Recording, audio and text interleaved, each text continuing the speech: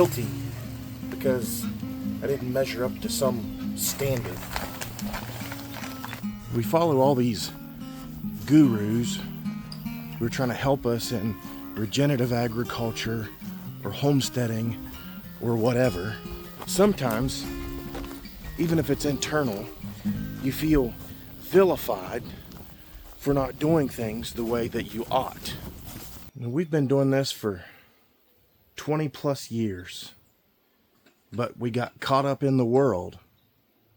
We started having kids, we had careers, we had businesses going, and this all, even though this used to be booming, this used to be, we had this high tunnel rocking. We had stuff growing in here, but you can see over the years, we just started using it for storage, and now we've got to catch it back up. It is working out for a pretty good berry tunnel. We had black raspberries, we've got blackberries down there, the grapevines have intruded. Look at all those grapes. So I guess we'll be leaving it this year to handle the grapes, but also the sumac, and we've stored hay in here. Somebody's got wood stored in here, construction ladders, just all kinds of things that we've got in here because we got caught up in the world and lost sight of where we should be. We got busy. Nothing wrong with being busy, but if you're not satisfied with life and you wonder why you are in a particular place, it takes some self-inspection to determine where did things go wrong. Well, we had a pretty good thing going, but we thought we could do something better. We thought we could be greater at something. This is what's most satisfying. Not correcting it, not building it all back up to we got to clean it all up to get back to where we used to be. But this was what was satisfying to us, and we got away from that. Now we've got to clean it all up and get back to what is really satisfying for us. Especially now that we've got grandkids. We did this when our kids were growing up. They became teenagers. We thought we'd take on a different life. Now we've got the grandkids, and we said, you know what? The really important thing was to live like that. And as meek and as feeble as this garden is, it's a comeback. It's the beginning of a comeback. We've got something going on. We're late.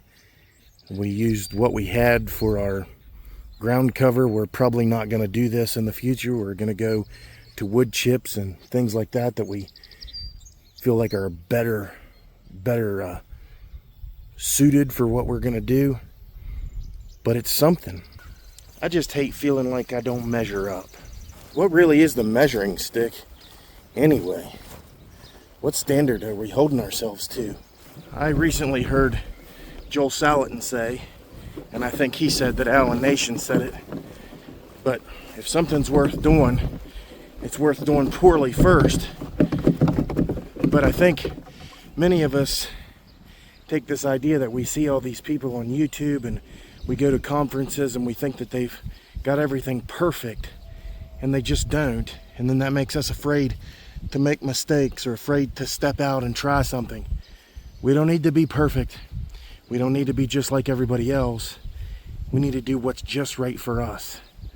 Grass-fed beef, hybridized grass and grain-fed, pasture poultry, pasture pigs. Maybe you keep your pigs in a pen, but are you raising them for yourself? How many battles do we want to fight? How many shackles do we want to have? We gotta look for ourselves and say, this is what works for us. And surely there's successful things, especially if you're in it for a business. If you're in it for a business, you look at successful things, modify those things to fit what you're doing. But you certainly don't need to be fit in a mold.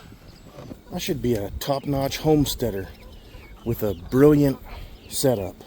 But I already conformed to that world of hustle and bustle, and it didn't really reward me. It didn't get me where I wanted to be.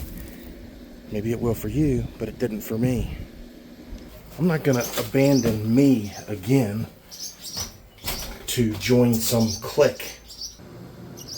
Aren't we all doing this now to be free? Isn't that what Melissa and I have known for years and years, that we wanted to be self-sufficient and free? We've grown up in the country, we've always had this idea of self-sufficiency and freedom. And we got away from that and married ourselves to the world. Did the 9 to 5, not really, 7 to 5. Doing all those things. She still has a job. She still works outside the home. But we still focus a lot more on correcting this, doing things here, getting back to the way things used to be,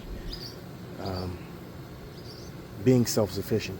We want to be free, so why are we feeling guilty because we didn't meet up to somebody's standards, that we didn't do something the same way that Joel Salatin did, or the same way that Greg Judy does, or any number of persons. We don't can the way this person does. We don't make bread the way this person does. We didn't sell as many of these. We didn't do it. I'm not going to marry myself to that. At some point, my personal peace has to be that I'm doing this for me and my family. Anything outside of that is extra. Hey, y'all have a good day. Got things to do.